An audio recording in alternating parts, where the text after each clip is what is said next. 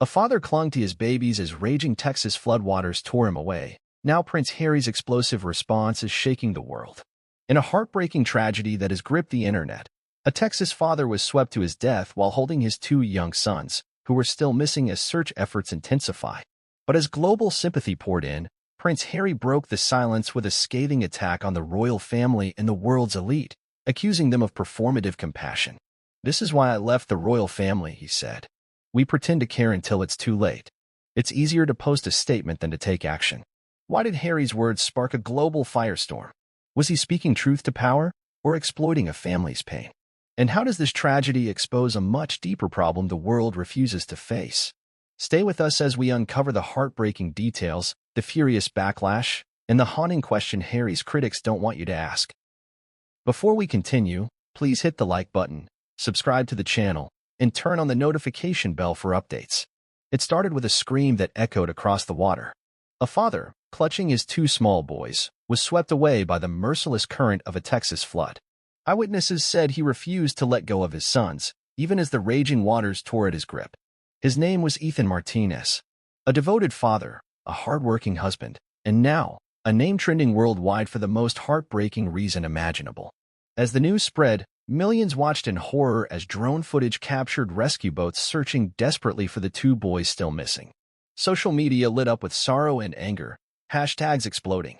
Hashtag hold on tight Ethan, hashtag Texas flood tragedy, hashtag where are the boys. Families prayed. Strangers wept.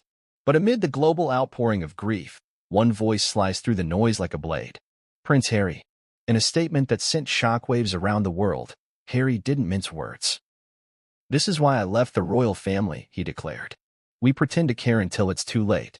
Tragedies like this are brushed aside by elites who prefer to issue statements rather than take action.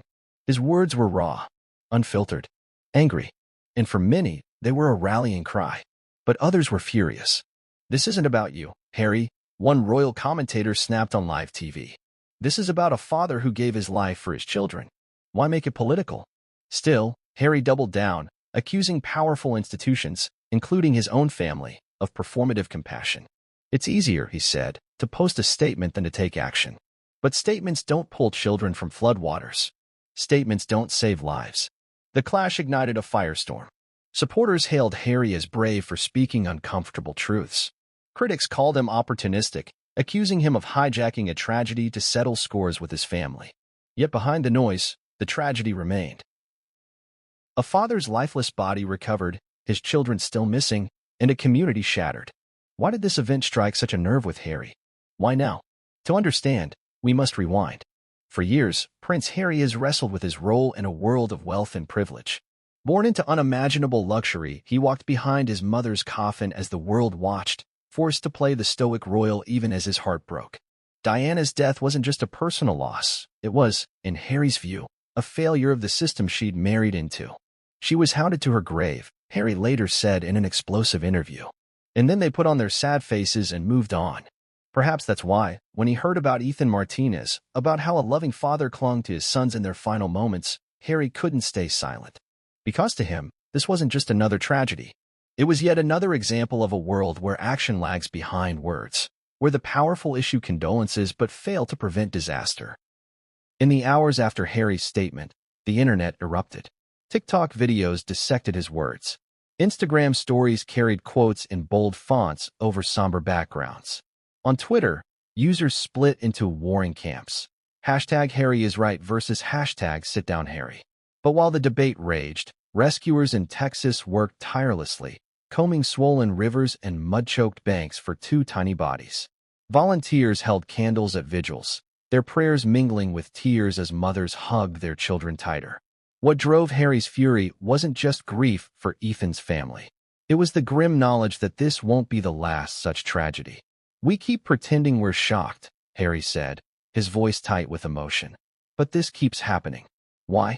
Because we value headlines more than human lives." Was Harry wrong to speak so bluntly at such a delicate moment? Or was this the wake-up call the world needed? One thing is certain. The floodwaters may recede in Texas, but the storm unleashed by Prince Harry's words is only gathering strength. And as the search for Ethan's sons continues, so does the global reckoning with privilege, compassion, and what it really means to care. The rain had been falling for days. What began as a steady drizzle turned into an unrelenting downpour, swelling rivers and flooding streets across much of Texas. By the third day, emergency alerts screamed across mobile phones, warning residents to seek higher ground. But for Ethan Martinez and his family, there was nowhere else to go. Ethan had lived in the same modest house on the edge of town his entire life. It wasn't much, a small, one-story building with peeling paint and a porch that creaked underfoot, but it was home. He had grown up there, and now, at 34, he was raising his own family under its roof. His wife Maria and their two little boys, Lucas, age 5, and Mateo, just 3 years old. The night before the flood, Ethan stayed up late, pacing by the window as sheets of rain battered the glass. He watched the creek behind his house churn and rise, muddy water lapping at the roots of the old oak tree that stood like a sentinel in the backyard. Maria urged him to come to bed. "We'll be fine," she said softly, though her eyes betrayed a flicker of doubt. But Ethan couldn't sleep. He kept hearing the warnings on the radio. This is a life-threatening situation. Do not attempt to drive through flooded roadways. He thought of his sons, tiny, innocent, trusting, and made a silent vow.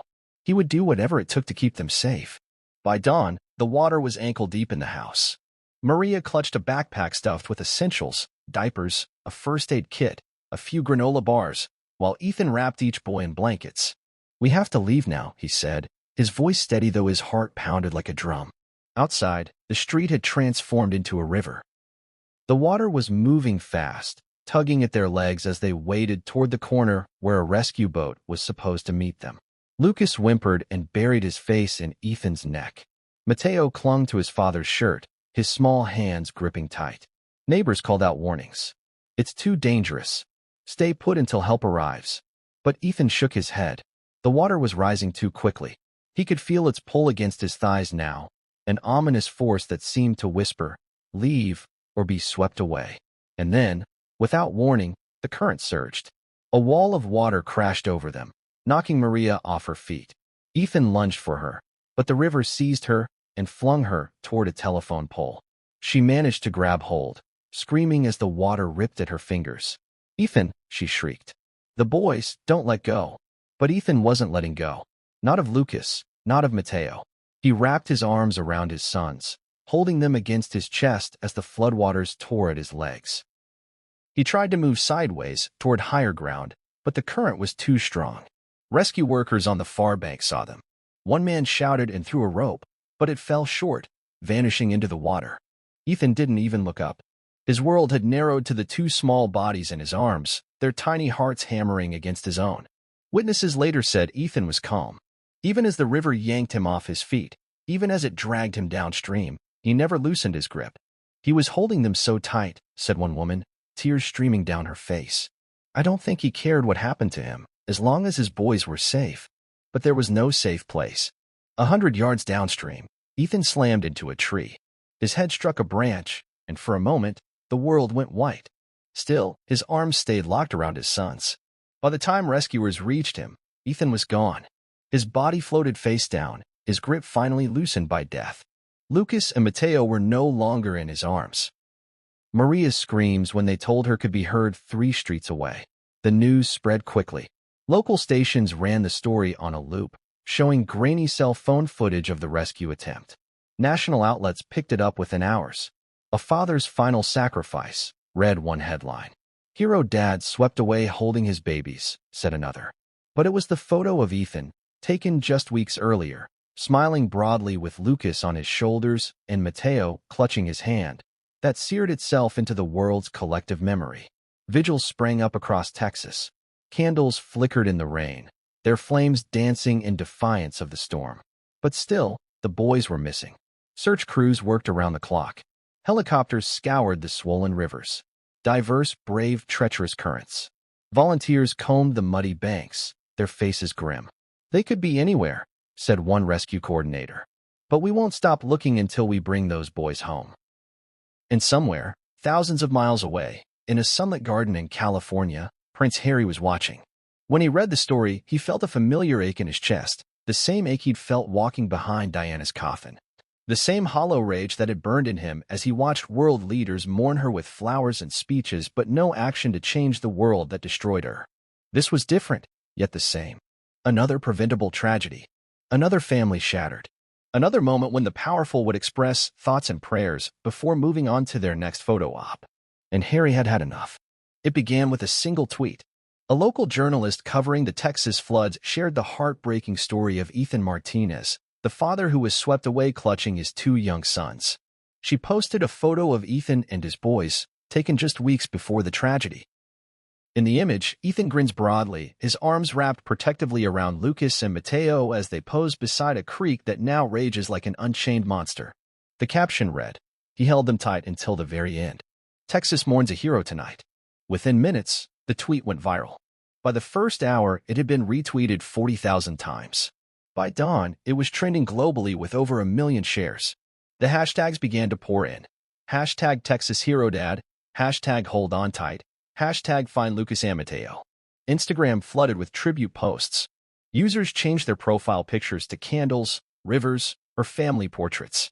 Influencers with millions of followers shared Ethan's story alongside tearful video reactions. "I can't stop crying," one posted.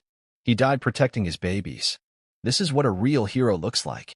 On TikTok, videos set to emotional music showed montages of Ethan's family, rescue crews wading through murky waters, and drone footage of the devastation left behind by the floods. One clip, showing a rescue dog sniffing along a riverbank, racked up 12 million views in less than a day. Across all platforms, comments echoed the same sentiments: sorrow, outrage, and a deep yearning for the missing boys to be found alive. "I keep picturing those little boys calling for their daddy. Please, God, let them be okay. This broke me. Hug your loved ones tighter tonight." But amid the tidal wave of grief, something else started to happen. People began to ask questions. Why weren't there more evacuation plans for families like Ethan's? Why hadn't officials preemptively cleared low-lying neighborhoods when forecasters predicted record rainfall?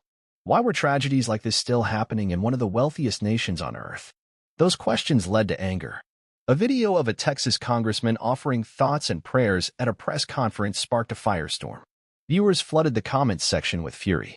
"Your prayers don't bring back fathers.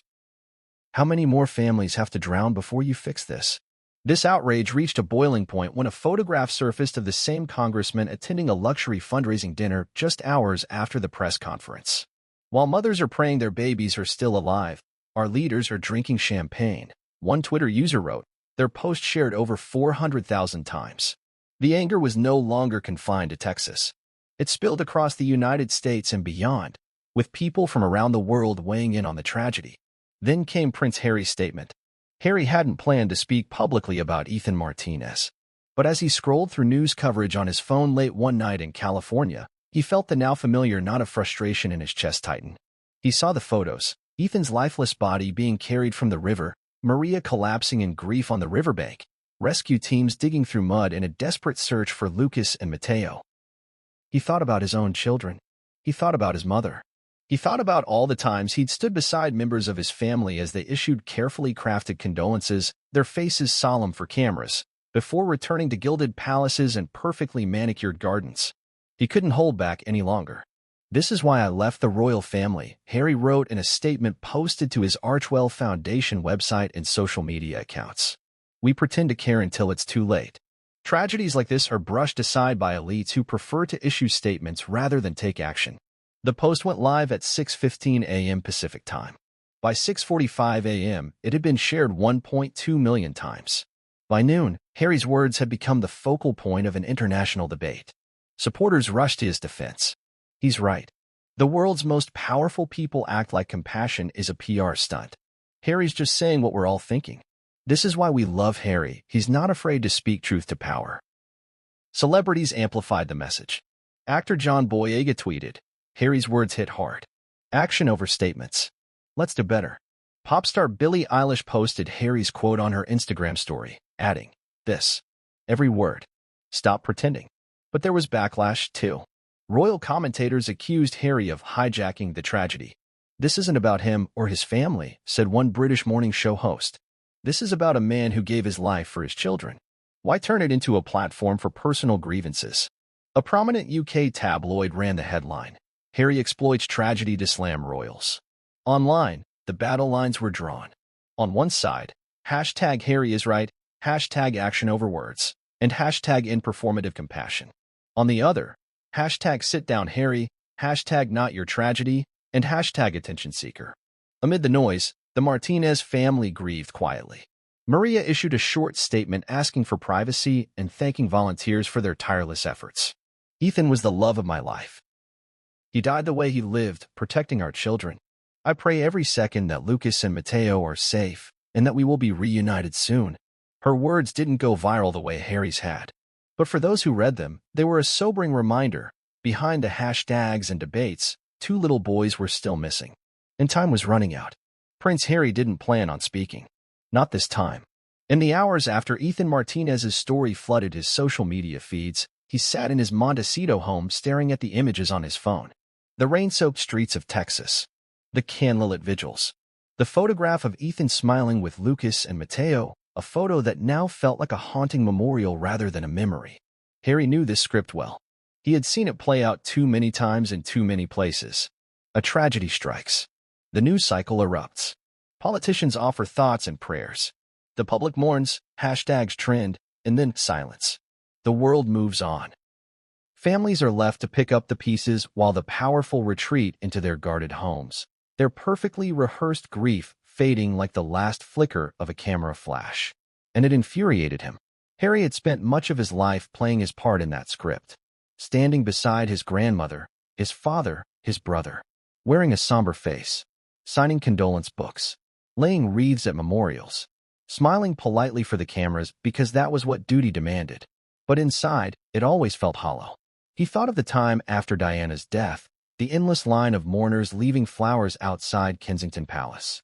He remembered stepping out to see them, flanked by his father and brother, the cameras clicking furiously.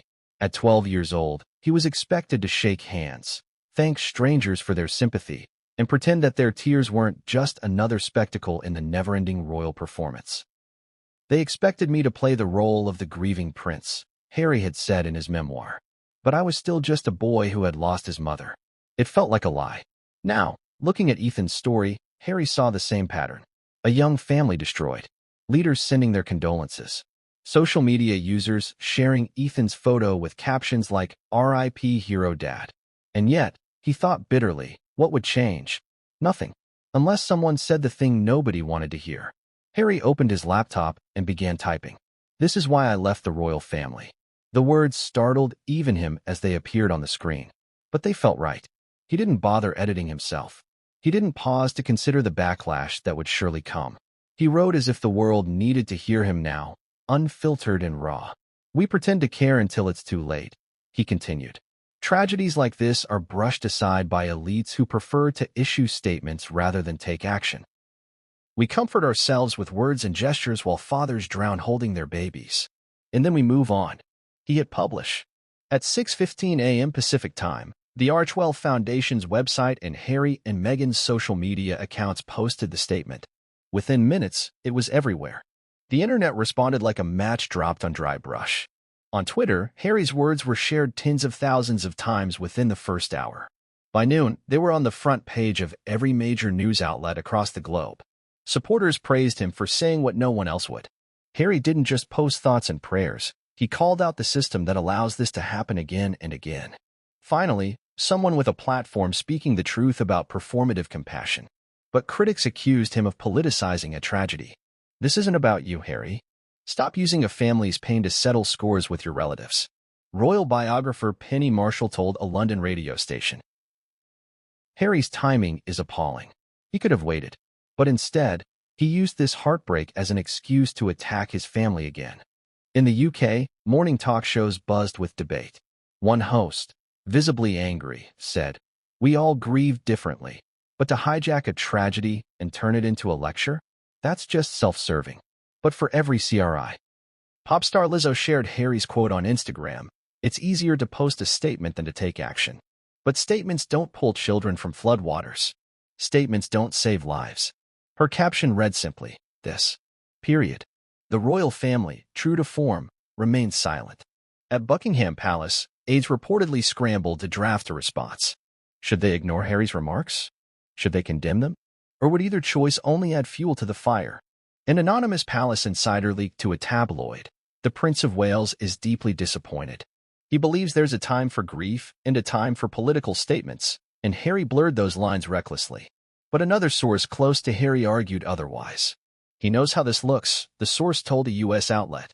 But he doesn't care about optics anymore. He cares about people. Harry himself refused to back down. In a follow-up video posted later that day, he doubled down on his original message. "I can already hear the critics," he said, his voice calm but firm. "They'll say I'm making this about me. They'll say I'm attacking my family. But this isn't about me, and it's not about them.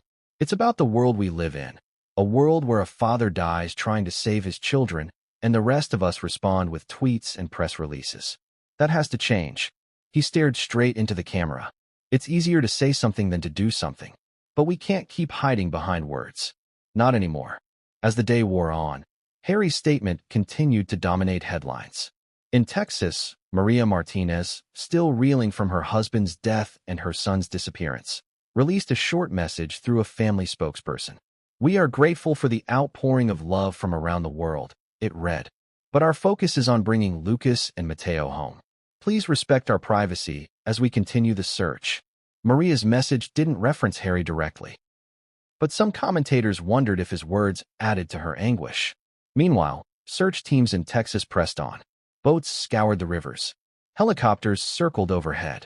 Volunteers trudged through thick mud along riverbanks, calling the boys' names into the humid air. And far away, Harry watched. For him, this wasn't just about Ethan Martinez. It was about every family that had ever been failed by the powerful.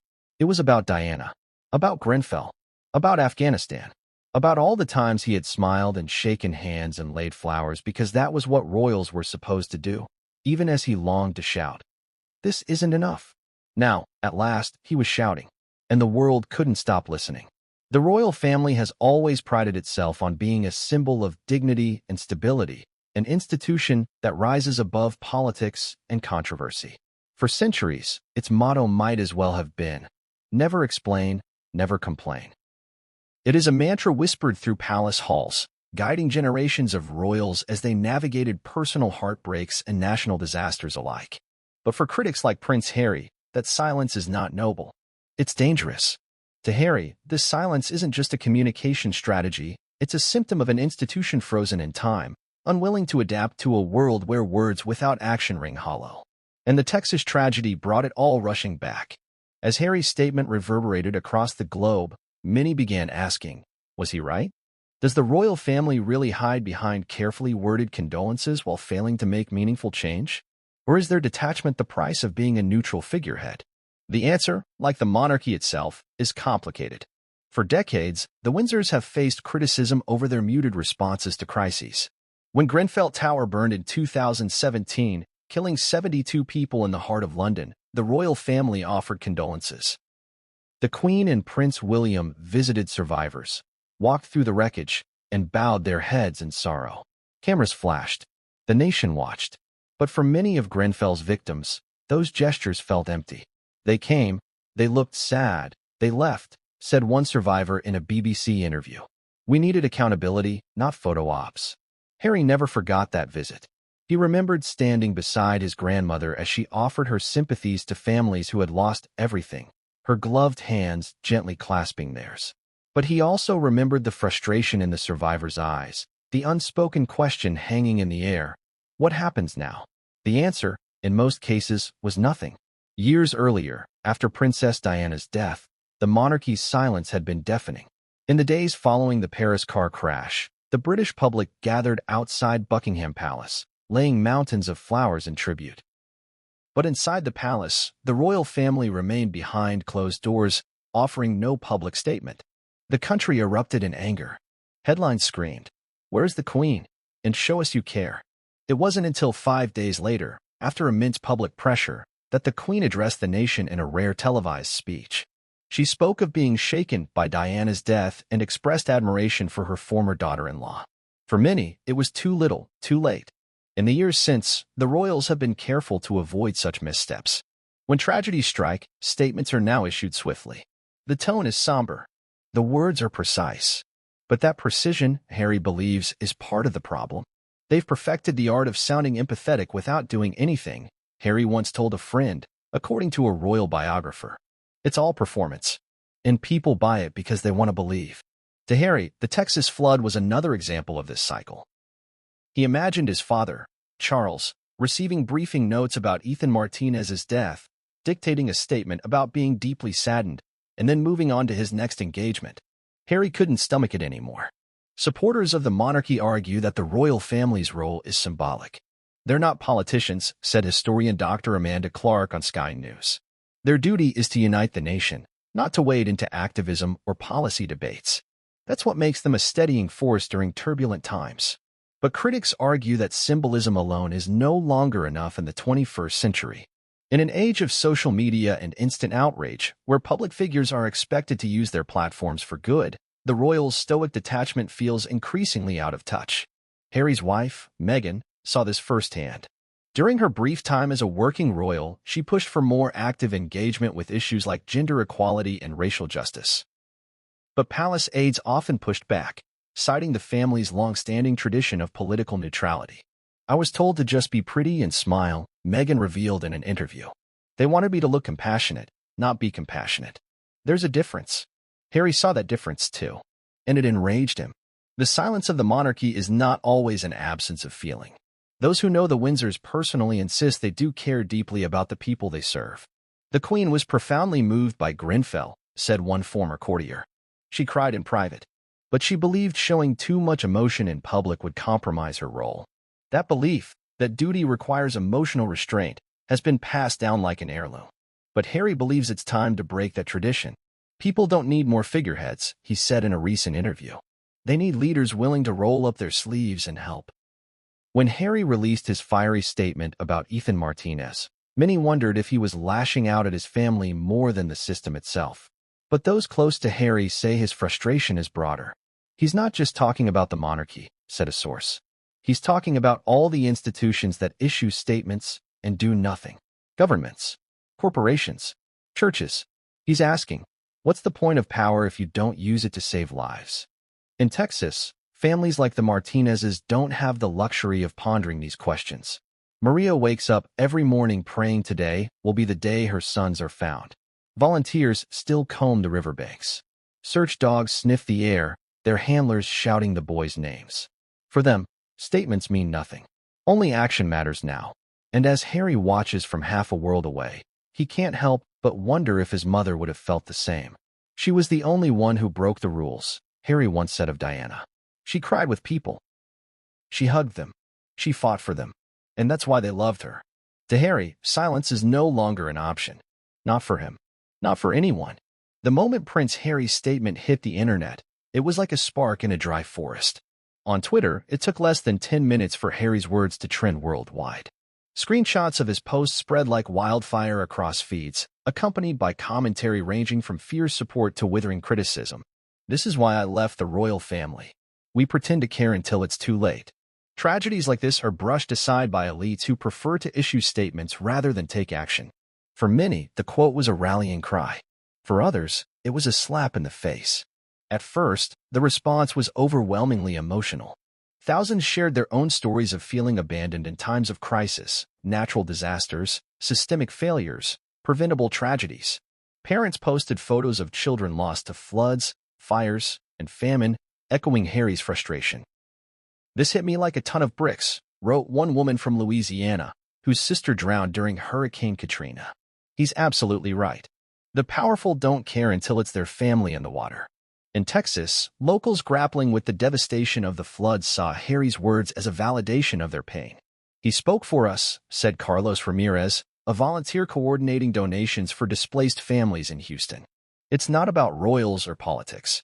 It's about a world that keeps failing people like Ethan and Maria." Hashtags multiplied by the second. Hashtag Harry is right. Hashtag action over words. Hashtag do more. Influencers and celebrities chimed in. Viola Davis reposted Harry's quote with a caption that read, "The truth hurts, but it's still the truth." Actor Mark Ruffalo tweeted, "This is bigger than Harry and his family. He's calling out all of us. What are we doing while people suffer?" Pop star Dua Lipa shared Harry's words in a stark black and white Instagram story, adding a single flame emoji. But not everyone agreed. Critics accused Harry of grandstanding. of using a family's private pain to air his own grievances against the monarchy. "This isn't about him," tweeted Piers Morgan. "Harry's narcissism knows no bounds. He'll even hijack a father's tragic death to keep himself in the headlines." Royal commentator Angela Levin called the statement deeply inappropriate. "Maria Martinez has lost her husband and is praying for her sons," Levin said in a televised panel discussion. "She doesn't need Prince Harry's righteous indignation added to her suffering." Tabloids in the UK had a field day. One headline screamed, "Harry exploits Texas tragedy to bash royals again." Another accused him of weaponizing grief. The online battle lines hardened quickly. Supporters of Harry argued that he was saying what needed to be said. When Diana hugged AIDS patients, they called her a rule breaker too. Now they're calling Harry a narcissist. History repeating itself. If not Harry, then who? Someone has to hold the elite accountable. Critics fired back with equal ferocity. Why is a prince in a California mansion lecturing us about compassion? Hypocrisy much? It's easy to criticize when you're sitting on Netflix millions. The hashtag split into two camps. Hashtag Harry for the people versus hashtag sit down Harry. Amid the noise, the Martinez family tried to keep their focus on the search for Lucas and Mateo. Maria Martinez had no interest in global debates about royalty and privilege. All she wanted was to hold her sons again. "She hasn't seen the statement," said a family friend. "She's too busy praying they're still alive." Still, Maria's name was trending on social media, caught in a whirlwind she hadn't asked for. Some users expressed concern that Harry's statement might distract from the search efforts or bring unwanted attention to a grieving family. "This isn't a time for global debates. It's a time for quiet support," one commenter wrote. Meanwhile, media outlets around the world scrambled to cover the firestorm. CNN ran the headline, "Prince Harry sparks global conversation on performative compassion." The Guardian published an op-ed titled, "Was Harry right? Why silence from the elite no longer works?" Fox News took a different tone. Prince Harry faces backlash over Texas flood remarks. Panelists argued heatedly on talk shows. Was Harry courageous or opportunistic? Was he helping or hurting? Even late-night comedians weighed in. "Prince Harry says the royals just pretend to care," quipped Stephen Colbert. "Shocking. Next he'll tell us the Pope is Catholic." The joke got a laugh, but Colbert's tone shifted quickly. "Seriously though, if you're more upset about Harry's words than a dad drowning with his kids in his arms, maybe check your priorities." In Texas, the rescue teams pressed on. As the debate raged online, divers moved methodically through murky waters. Volunteers in high-visibility vests scoured riverbanks for any sign of the boys. At a candlelight vigil in Houston, someone read aloud Harry's quote to the crowd. "It's easier to post a statement than to take action," they said, their voice trembling. But Ethan didn't just say he'd protect his kids. He did it. He gave everything. The crowd murmured in agreement. For them, Harry's words weren't controversial. They were a challenge. By the end of the second day, Harry's statement had been shared over 15 million times across all platforms. Love him or hate him, one thing was undeniable. He had forced the world to confront an uncomfortable question. Are we really doing enough? Or are we all just issuing statements while the floodwaters rise? Prince Harry's words didn't come out of nowhere. To many, his fiery statement about Ethan Martinez's tragic death and the missing boys seemed abrupt, even jarring. But for those who followed Harry's journey closely, it was the culmination of years of internal battles with grief, anger, and the suffocating weight of tradition. To understand Harry's outrage, you have to step back into the shadowed corridors of his past. As a boy, Harry was taught that emotions were to be managed, contained, and never allowed to spill over in public. That was the Windsor way. Stiff upper lip. Grace under fire. Even in the face of unimaginable loss, there was no space for messy, human vulnerability. But Harry's life was marked by loss from an early age. At just 12 years old, he was thrust into one of the most surreal and devastating spectacles of modern history, the funeral of Princess Diana. He walked, head bowed, behind his mother's coffin with the world watching, cameras flashing, strangers sobbing in the streets. I remember thinking, these people didn't know her like I did. Why are they crying? Why are they shouting her name? Harry would later confess in interviews. The moment that haunted him most wasn't the sea of flowers outside Kensington Palace or the silence of Westminster Abbey. It was the expectation, the quiet, unspoken command that he not cry, not break, not even stumble as he trailed behind the hearse. They expected me to be a symbol, he said years later. But I was just a boy who had lost his mom. And nobody seemed to care about that. In the decades that followed, Harry wore many masks. The cheeky, fun-loving prince, the rebellious soldier, the grieving son. But underneath it all was a storm of unresolved trauma. He spoke of panic attacks that left him gasping for air, of nights spent drinking to numb the pain, of anger that would erupt in fits of rage. For Harry, being royal didn't mean living in a fairy tale. It meant living in a gilded cage. They loved me when I smiled and waved, Harry once said. But the moment I showed pain or questioned the system, they turned on me. When Meghan entered his life, she encouraged him to confront the parts of himself he'd buried. Therapy became a lifeline. For the first time, he began to unpack the suffocating grief he'd carried since 1997. It was then that Harry began to see a pattern, not just in his family, but in the world. Harry noticed how institutions, be they royal palaces or governments, dealt with pain. They're brilliant at sounding compassionate, he said in an interview. But compassion isn't about words. It's about action. And action is messy. It means taking risks. It means giving up comfort. Diana had modeled that for him. She didn't just visit HIV/AIDS patients. She hugged them when others recoiled. She didn't just make speeches about landmines. She walked through active minefields to draw attention to the cause. People say she was reckless, Harry said, his voice tight with emotion. But she saved lives. That's what mattered. It's no coincidence that Harry's statement about Ethan Martinez echoed his mother's ethos. This isn't about platitudes or appearances, Harry wrote. This is about lives, about fathers holding their children as the world fails them. Behind Harry's anger was also a profound sense of guilt. He thought about all the times he'd stood alongside his family, offering condolences to grieving communities, and wondered, what good had it done? I was part of that machine, he admitted in his memoir. I know how easy it is to look sad for the cameras and then go home to your castle. The Texas tragedy felt personal to Harry, not because he knew the Martinez family, but because he could imagine himself in Ethan's place. I thought about Archie and Lilibet, Harry later said in a podcast. What would I do if the waters came for us? Would I have the strength to hold them like Ethan did? That man is a hero, and we've failed heroes like him again and again.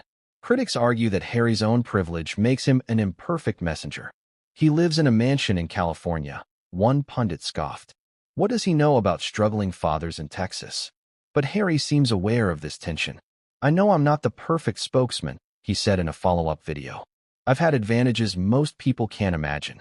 But maybe that's why I feel the weight of saying something. Because if even people with power don't speak, who will? For Harry, speaking out was not about ego. It was about legacy. My mother didn't die for me to live a life of silence, he said. She taught me to fight for what's right, even when it's uncomfortable. Especially then. And so he did. Harry's words, raw and unpolished, weren't the product of a publicist or palace advisor. They came from a place of deep, unhealed pain, and an unshakable conviction that silence was no longer an option. The backlash came swiftly, sharp as a blade cutting through the noise. Hours after Prince Harry's statement reverberated across the internet, commentators, journalists, and even ordinary people began asking the same uncomfortable question. Was Harry wrong to speak out? To some, he was a hero, unafraid to call out hypocrisy in the face of unimaginable tragedy. To others, he was a selfish opportunist, using a grieving family's pain as a stage for his personal crusade. The world split in two. On British morning television, the debate burned hot. This isn't about Harry or the royal family, said one host, his voice sharp with indignation. This is about Ethan Martinez and his family. Why drag the monarchy into it? A fellow panelist fired back. But isn't that the point? Harry's not making it about himself. He's pointing out a system that pretends to care until it's too late. Are we really going to criticize him for saying what we're all thinking? In living rooms across the UK, viewers argued over their morning coffee. Some shook their heads in disapproval. Others nodded silently, uneasy at how much Harry's words seemed to sting. In the United States, the reaction was just as polarized. Fox News anchors accused Harry of grandstanding from his Montecito mansion, suggesting his California lifestyle rendered him unqualified to lecture anyone about compassion. Here's a guy living in luxury telling the rest of us we don't care enough, said one commentator. It's insulting. Meanwhile, on MSNBC, a different narrative emerged. Harry is breaking the cycle of performative grief, said sociologist Dr. Elena Ramirez. For centuries, the powerful have gotten away with saying thoughts and prayers while doing little to change the conditions that create these tragedies. Maybe it takes someone from the inside to expose that. Online, the arguments grew even louder. Under the trending hashtag Harry is right, users defended him fiercely. If not Harry, then who? At least he's not sitting in silence while the world burns. He's not attacking the Martinez family. He's attacking the elites in action. Big difference. But under hashtag #SitDownHarry, critics sharpened their claws. This isn't his story to tell. He's hijacking a family's pain. Hypocrisy at its finest. A prince talking about action while cashing Netflix checks. The split wasn't clean. Even among Harry's longtime supporters, there was hesitation. I love Harry, but this time feels wrong, one user wrote on Instagram. Maria Martinez just lost her husband. Her sons are missing. The last thing she needs is global drama about the royal family. Royalists pounced on Harry's critics as proof of his recklessness. Penny Marshall, author of Duty Above All, The Windsors in the 21st Century, wrote in the Times. Harry's grief is valid. His anger is valid. But there is a time and place for everything. Invoking a family's fresh tragedy to score moral points against the crown is neither noble nor helpful. It's cruel. But not everyone agreed. In The Guardian, an op-ed countered. What's truly cruel is pretending compassion means issuing statements while allowing preventable tragedies to keep happening. Harry's words may be uncomfortable, but discomfort often precedes change. Maria Martinez, caught in the eye of this storm, remained silent. A family spokesperson issued a brief plea. Maria asks for privacy and space as she continues to focus on the search for her sons. The statement didn't mention Harry by name, but to many, the timing felt pointed. She's grieving, said one Texas volunteer. This isn't about royal politics. It's about finding two missing boys. And yet, supporters argued Harry's outburst wasn't meant to overshadow Maria's pain. He's not speaking to her, said Dr. Maya Collins, a psychologist specializing in public grief. He's speaking to all of us. To governments. To corporations. To the royal family. He's saying, do better. Be better. Or get out of the way. But was his timing too soon? Some suggested Harry could have waited. Let the family bury their dead and search for their missing before making this about systemic failures, said a commentator on Sky News. Others countered that waiting is the problem. Every time we wait, another tragedy happens, said activist Jamal Thompson. Harry's whole point is that action delayed is action denied. The debate wasn't just about Harry anymore. It was about power, about responsibility, about whether silence is a sign of respect or complicity. Harry's detractors called him divisive. His defenders called him brave. But perhaps the most unsettling reaction came from those who admitted they didn't know where they stood. I hate to say it, but he has a point, one UK resident posted anonymously. Why do we let this keep happening? Why do we only care after the fact? As Harry remained quiet in the days after his initial statement, the world continued to argue about him. But the floodwaters in Texas didn't care about debates. They continued to recede, leaving behind destruction, heartbreak, and an endless search for two small boys. And somewhere in California, Harry watched the updates with the same gnawing question echoing in his mind. Was I wrong to speak out? Or was I finally doing what I should have done all along? The tragedy in Texas was not an isolated event. It was part of a pattern. A devastating rhythm of natural disasters and systemic failures that have become all too common in a world grappling with climate change, deepening wealth inequality, and the slow collapse of safety nets meant to protect the most vulnerable. As rescuers in Texas continued their desperate search for Lucas and Mateo, a grim reality emerged. This wasn't just about one family, one flood, or even one country. It was about a global system that leaves people like Ethan Martinez to fend for themselves in the face of unimaginable danger. And that, more than anything, was what drove Prince Harry's fury. For decades, scientists have warned that climate change would bring more frequent and severe weather events, storms, floods, heat waves, and wildfires that could devastate communities around the world. In Texas, residents have seen these warnings come to life year after year. Hurricanes batter the Gulf Coast with increasing intensity. Droughts parch the land, only to be followed by torrential rains that the dry, cracked earth cannot absorb. The infrastructure, aging levees, overburdened drainage systems, has not kept pace with the growing threat. When the floodwaters rose around Ethan's home, there was no government-issued evacuation order for his neighborhood. No emergency shelter nearby with room for his young family. No warning system loud enough to pierce the storm and send them fleeing in time. This failure wasn't just environmental. It was political, economic, human. Wealth inequality plays a deadly role in disasters like this. In affluent areas, residents often have the resources to prepare: sandbags, generators, insurance policies that cover evacuation costs. They live on higher ground, in sturdier homes. When disaster strikes, they have the means to recover. But for working-class families like the Martinezes, survival depends on luck. Ethan worked 2 jobs to make ends meet. Maria stayed home with the boys, cutting corners to stretch every dollar. When the rain came, they couldn't afford a hotel on higher ground. They didn't own a second car to escape the rising waters. And so, Ethan made the only choice he could. He stayed, he fought, and he died holding his children close. This disparity isn't unique to Texas.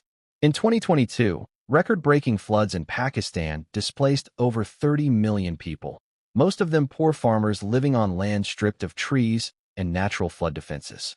In 2023, Hurricane Otis tore through Acapulco, destroying flimsy hillside homes while luxury resorts along the coast rebuilt within months.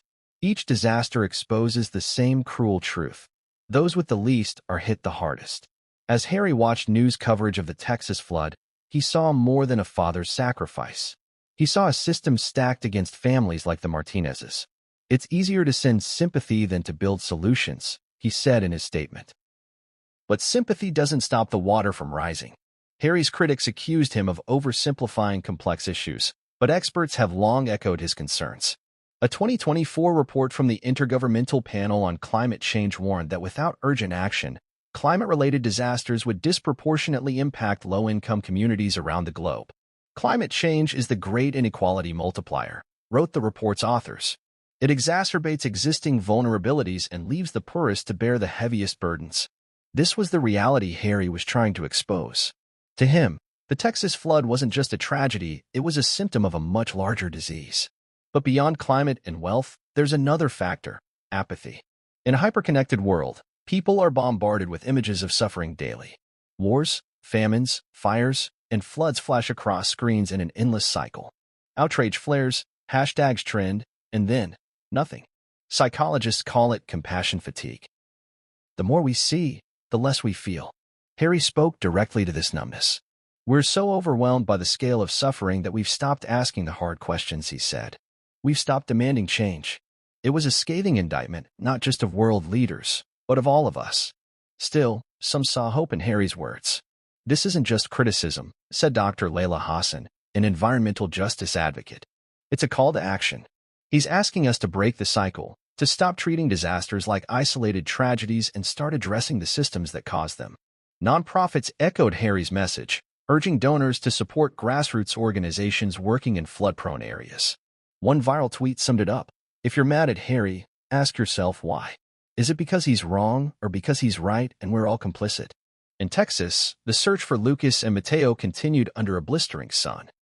The waters had begun to recede, leaving behind mud-caked toys, broken furniture, and shattered lives. For Maria Martinez, debates about climate change and wealth inequality meant nothing in the face of her private grief. All she wanted was her boys back. But for Harry, Maria's pain was a stark reminder that unless the world changes, there will be more mothers like her, more fathers like Ethan, more children lost to disasters we could have prevented. For centuries, the British royal family has been an immovable institution, stately, enduring, and seemingly impervious to the changing tides of public opinion. It has weathered wars, scandals, and even revolutions by clinging to tradition and staying above the fray.